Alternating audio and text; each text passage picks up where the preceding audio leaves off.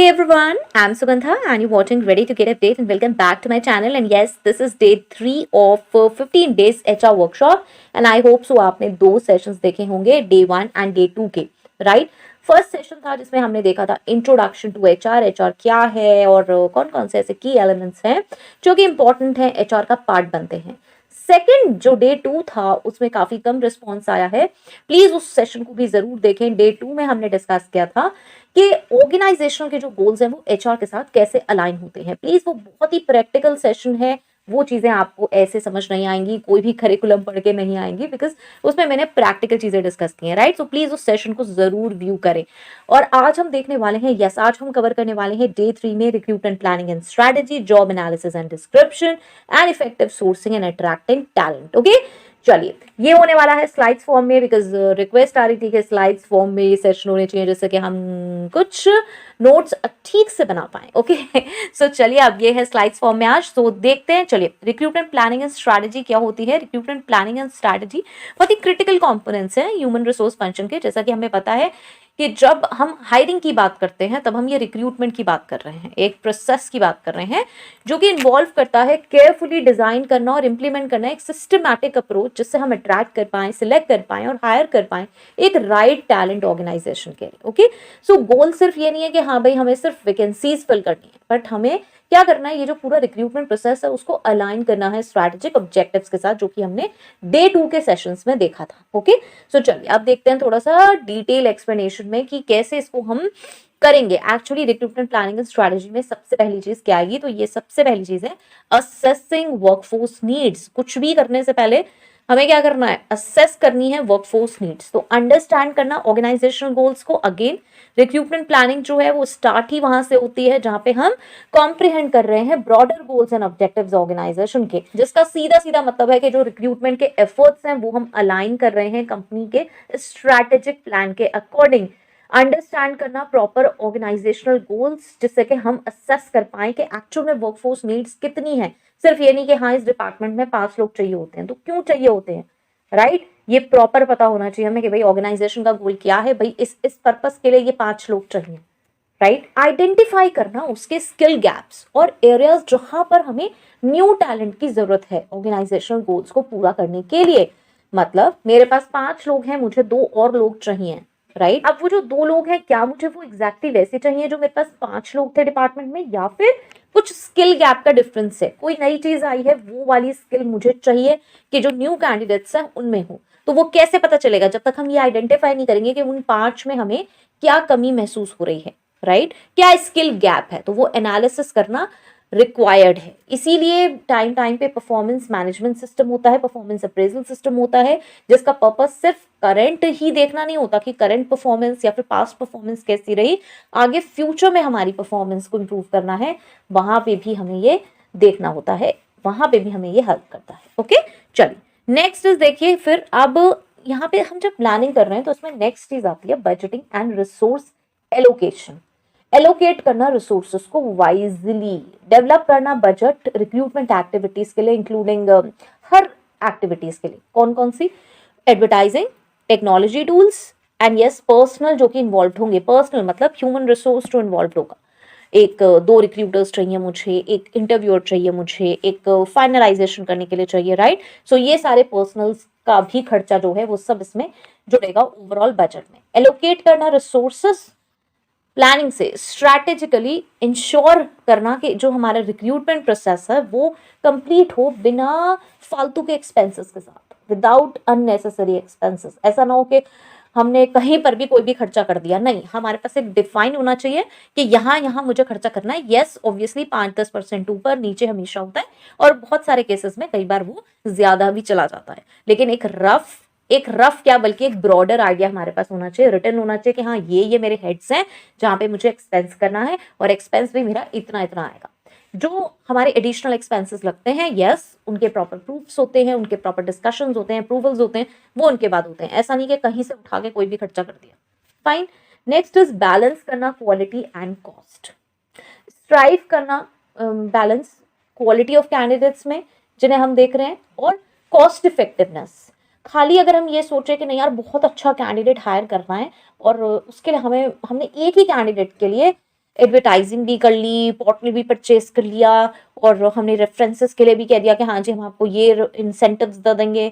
हमने एक कैंडिडेट, एक पर्सनल के लिए बहुत सारे खर्चे कर दिए, राइट। अब यस, अगेन वो कैंडिडेट किस लेवल का है इस पे फर्क पड़ेगा। लाइक अगर वो बहुत ही टॉप एग्जेक्टिव हम कोई हायर कर रहे हैं तो यस हमें ये सारे एक्सपेंसेस करने होंगे, लेकिन वो ऑब्वियसली पहले प्लानिंग में लिखा होगा कि अगर मुझे एक सीईओ हायर करना है तो यस यस ये चीजें मुझे करनी पड़ेंगी उसके लिए, ठीक है, ये एक्सपेंसेस मुझे करने होंगे।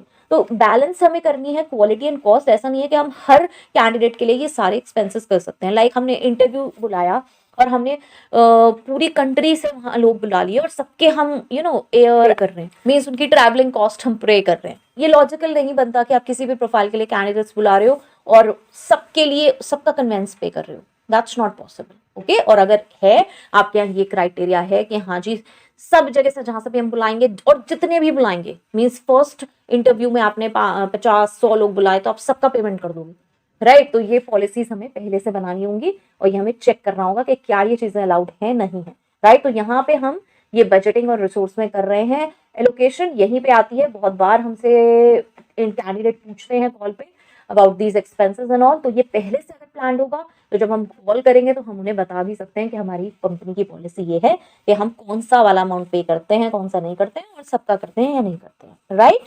चलिए नेक्स्ट इज, देखिए यही चीजें प्रैक्टिकल हैं जो कि वर्कशॉप में हेल्प करती हैं, अदरवाइज आपको सब जगह ये कंटेंट्स मिल जाएंगे, लेकिन ये जो माइन्यूट छोटी छोटी चीजें हैं ये मैं शेयर करती रहती हूँ। नेक्स्ट इज, देखिए टाइमलाइन और माइलस्टोन्स। मुझे कैंडिडेट आज चाहिए या मुझे 15 दिन बाद चाहिए और वो कैंडिडेट मुझे 3 या 4 महीने बाद मिल रहा है तो उसका कोई फायदा नहीं है। तो मुझे सेट करना पड़ेगा टाइमलाइन, एस्टेब्लिश करिए क्लियर टाइमलाइन रिक्रूटमेंट प्रोसेस का, जैसे कि डिफाइन कर सकते हैं आप अपनी की माइलस्टोन और डेडलाइंस। ऐसा नहीं हो कि हाँ भाई किसी भी समय मुझे कैंडिडेट मिल जाएगा तो वो मेरे काम का नहीं होगा उस समय। रिक्रूटमेंट प्रोसेस एफिशिएंट हो, अलाइन हो ऑर्गेनाइजेशनल टाइमलाइंस के साथ। इससे ये भी इंश्योर होता है कि रिक्रूटमेंट प्रोसेस हमारा एफिशिएंट है और अलाइन है हमारे ऑर्गेनाइजेशनल टाइमलाइंस के साथ। नेक्स्ट तो देखिए मॉनिटर करना प्रोग्रेस, रेगुलरली मॉनिटर करना और असेस करना प्रोग्रेस जो कि हमारा टाइमलाइन है उसके अकॉर्डिंग बहुत जरूरी है। मैं एक ही हायरिंग में लगी हुई हूँ, 5 वैकेंसीज है मेरे पास, लेकिन सिर्फ मैं एक ही हायरिंग पे डेली काम कर रही हूँ और मुझे क्या करना है वो 5 वैकेंसीज इस पूरे मंथ में फुल करनी है या फिर मुझे 2 मंथ्स में फुलफिल करके देनी है। यस लेवल्स डिफरेंट हैं तो ऑब्वियसली ऐसा हो सकता है कि किसी मंथ में कोई वैकेंसी क्लोज करनी है, कहीं पे कोई करनी है, right. So adjustment can be made अगर हमें पता है कि रिक्रूटमेंट प्रोसेस ट्रैक पे है, मतलब कहाँ पे मुझे ज्यादा फोकस करना है कहाँ पे कम।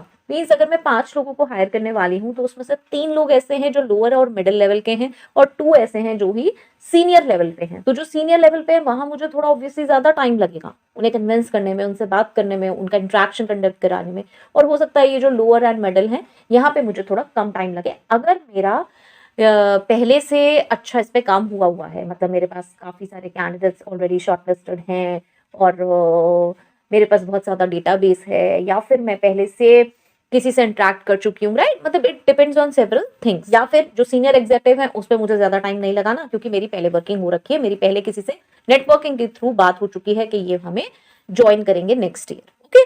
सो दीज थिंग्स हमें कंसिडर करते हुए टाइमलाइन एंड माइलस्टोन्स ऐड करने हैं। टेलरिंग रिक्रूटमेंट स्ट्रैटेजीज, सी यहाँ पे इंपॉर्टेंट है कि हम इसको डिवाइड करके चलें, सेगमेंटेशन एंड टारगेटिंग करके चलें। हमें आइडेंटिफाई करना होगा टारगेट ऑडियंस कौन सी है, वहीं पे हम अपने एफर्ट्स लगाएं, कंसिडरिंग फैक्टर्स कौन कौन से, मेरी इंडस्ट्री, मेरा जॉब रोल और मेरा जोग्राफिकल लोकेशन, ठीक है। तो हम उसी अकॉर्डिंग इसको टारगेट करेंगे। नेक्स्ट इज कस्टमाइज करना अप्रोचेस। देखिए रिक्रूटमेंट स्ट्रैटेजी को स्पेसिफिक नीड्स और डिफरेंट जॉब रोल्स के अकॉर्डिंग हमें बनाना। ऐसा नहीं है कि हर पोजीशन सेम तरीके से फिल हो जाएगी, okay. So this is like technical positions हैं वहां पे डिफरेंट अप्रोच होगी, सेल्स एंड मार्केटिंग रोल्स हैं वहां पे डिफरेंट अप्रोच होगी, okay. Next is employ branding, जिसपे मेरा एक प्रॉपर सेशन भी है। यहाँ पे बहुत इंपॉर्टेंट है कि जब हम हायरिंग करने वाले हैं, हम रिक्रूटमेंट करने वाले हैं, टैलेंट एक्विजिशन कर रहे हैं, तो हम अपनी ब्रांडिंग पे भी ध्यान दें, एम्प्लॉय की ब्रांडिंग पे भी ध्यान दें। जब हम हायर करने जाते हैं तब पता चलता है यार हमारी तो इमेज ही अच्छी नहीं है, तो डेवलप करनी है, प्रमोट करना है पॉजिटिव एम्प्लॉय ब्रांड, जिससे कि अट्रैक्ट हो सके टॉप टैलेंट, ओके। जिसमें क्या होता है हमारे शोकेस करने अपने organization values, culture, commitment employ development के लिए, मतलब हम एम्प्लॉय डेवलपमेंट के लिए काम करते हैं, हमारे कल्चर में है, हमारे वैल्यूज वैसे हैं, हमारा कमिटमेंट है उनसे। नेक्स्ट इज यूटिलाइज करना है एम्प्लॉय टेस्टिमोनियल, मतलब इनकॉर्पोरेट करिए टेस्टिमोनियल्स को या फिर सक्सेस स्टोरीज को जो कि हमारे करंट एम्प्लॉयज हैं, जिससे कि जो पोटेंशियल कैंडिडेट्स हैं उन्हें पता चले एक्चुअली वर्क एनवायरनमेंट कैसा है, यहाँ पे करियर अपॉर्चुनिटीज कैसी हैं। आप अपने वेबसाइट पे पब्लिश कर सकते हैं, सोशल मीडिया प्लेटफॉर्म्स पे पब्लिश कर सकते हैं। ओके, सो इस पे मैं ज्यादा बात नहीं करूंगी, एम्प्लॉय ब्रांडिंग का प्रॉपर सेशन है, otherwise it will be a very long session. Okay, and yes ये ब्रीफ सेशंस हैं तो इन्हें ब्रीफ ही रखते हैं। Next is utilising technology. देखिए recruitment tools and social media online platform सबको हमें यूज करना है टेक्नोलॉजी को, जिससे कि हम क्या कर सकें, हम बहुत ही जल्दी कैंडिडेट्स को हायर कर सकें और जैसे कैंडिडेट्स चाहिए वैसे, जैसे कि टेक्नोलॉजी में हम applicant tracking system, data analytics को यूज कर सकते हैं स्ट्रीमलाइन करने के लिए अपने रिक्रूटमेंट प्रोसेस, और यस डिसीजन मेकिंग हम जल्दी कर सकते हैं इससे। Social media and yes online platforms बहुत इंपॉर्टेंट हो गए हैं, टारगेट कर सकते हैं हम जॉब एडवर्टाइजिंग क्रिएट कर सकते हैं, एक broader reach and yes attract कर सकते हैं हम डाइवर्स पूल ऑफ कैंडिडेट्स, बहुत सारे कैंडिडेट्स को। ओके, नेक्स्ट इज देखिए कंटिन्यूअस इंप्रूवमेंट बहुत इंपॉर्टेंट है, लेटेस्ट चीजें जो आ रही हैं उसको हम इंप्रूव करें। कैसे कर पाएंगे? फीडबैक एंड एनालिसिस से।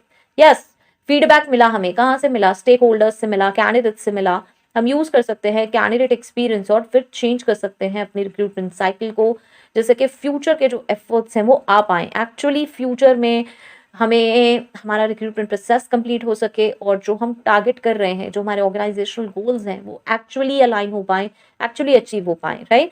और यस अडेप्ट कर पाए हम मार्केट ट्रेंड्स। कैसे कर पाएंगे? अगेन वही चेंजेस देखना और उन्हें इनकॉर्पोरेट करना, एडवांसमेंट करना रिक्रूटमेंट मेथडोलॉजीज में, और अडेप्ट करना स्ट्रैटेजीज जो कि कॉम्पिटिटिव हैं और जो कि अट्रैक्ट कर सकें टॉप टैलेंट को। क्या यूज कर रहा है मेरा कॉम्पिटिटर, ये जानना जरूरी है। नेक्स्ट इज देखिए compliance and diversity. Again legal compliances, I always focus on this, that's why मैं हमेशा इसको जरूर डालती हूँ।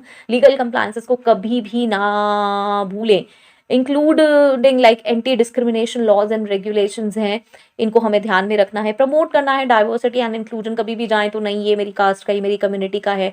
जब भी आप चूज कर रहे हैं, इंटरव्यू कर रहे हैं, शॉर्टलिस्ट कर रहे हैं, ये बातें नहीं हमें ध्यान रखनी है। हमें फोकस करना है कि भाई एक्चुअली में मुझे किस स्किल एक्सपीरियंस का पर्सन चाहिए, और जो मेरी डाइवर्स वर्क फोर्स है इसको मैं अपने यहाँ कैसे इनकॉर्पोरेट करूँ एंड रिटेन कर पाऊँ उस टैलेंट को। Okay, so this is recruitment planning and strategy. Next चलते हैं जल्दी जल्दी जॉब एनालिसिस एंड डिस्क्रिप्शन पे। जॉब एनालिसिस और डिस्क्रिप्शन क्या है?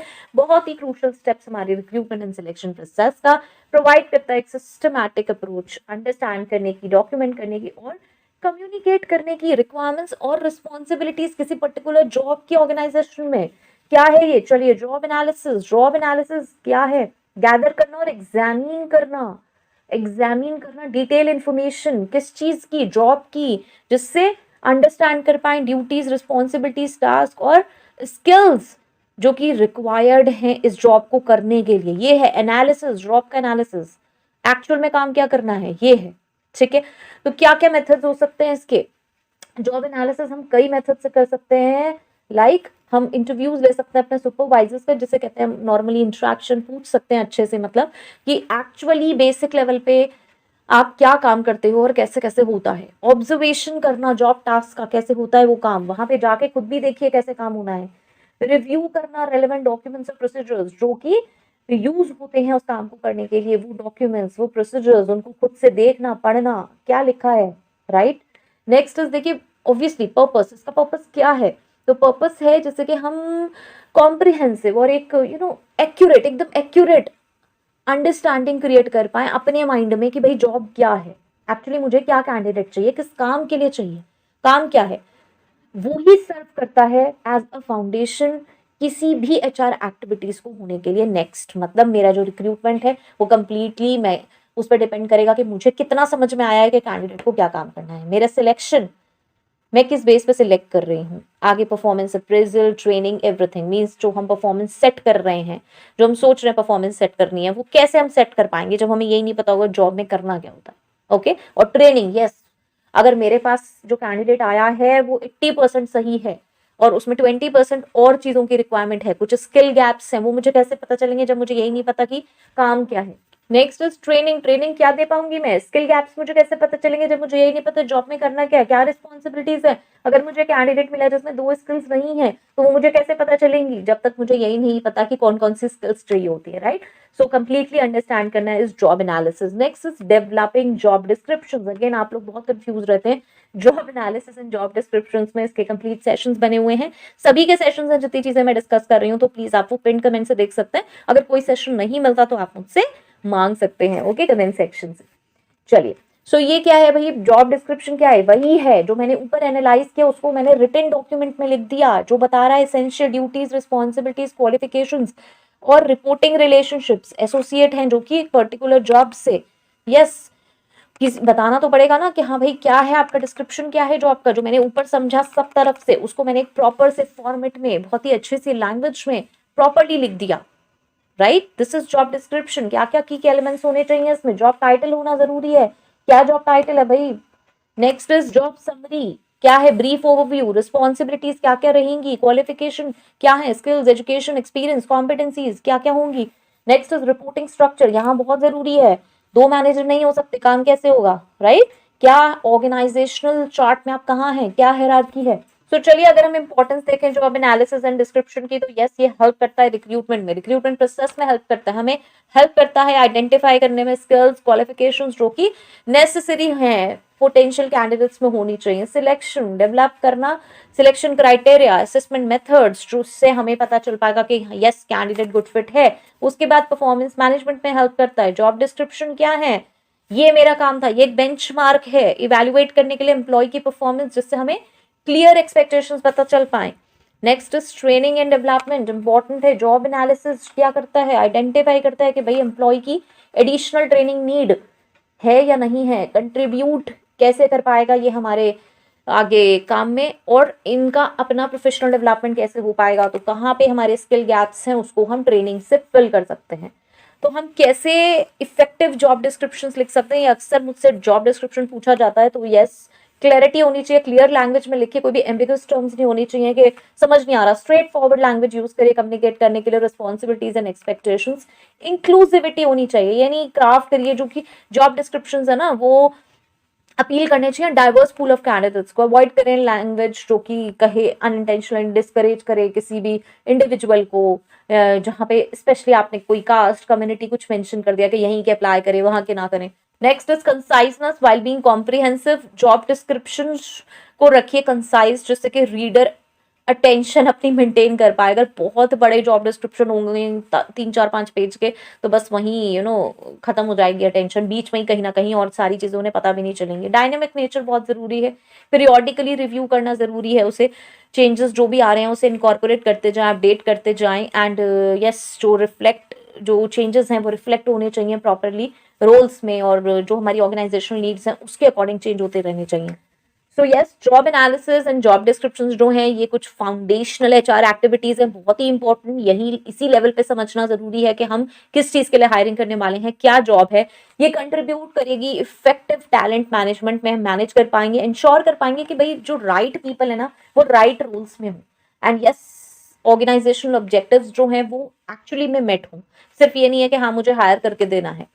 एंड यस, ये प्रोवाइड करते हैं क्लैरिटी, ट्रांसपेरेंसी, और यस एक सॉलिड फाउंडेशन देते हैं वेरियस एचआर फंक्शंस को। अगर नीचे से ही चीजें सही नहीं है तो ऊपर तक सारी ही चीजें गड़बड़ होंगी। हमने यही नहीं समझा कि कैसे टाइप का कैंडिडेट हायर करना है, जॉब ही को प्रॉपर एनालाइज नहीं किया और उसको प्रॉपरली रिटेन नहीं किया, तो फिर तो सारी चीज ही आगे तक गड़बड़ होगी। Okay, so this is about job analysis and description. आज हमने डिस्कस किया है recruitment planning and strategy and job analysis and description.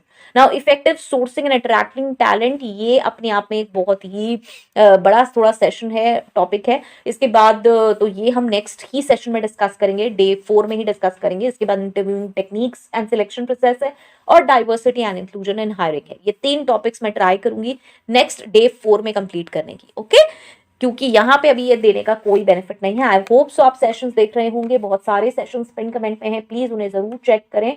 And yes, आप हेडिंग्स चेक कर सकते हैं। अगर आपको नहीं लगती काम की तो आप इग्नोर कर सकते हैं। ओके, एंड प्लीज ये जरूर बताते रहें कि ये सेशंस कैसे लग रहे हैं, ये मुझे बहुत मोटिवेट करता है। So till next video, all the very best, stay happy, stay safe, thanks for watching, bye bye.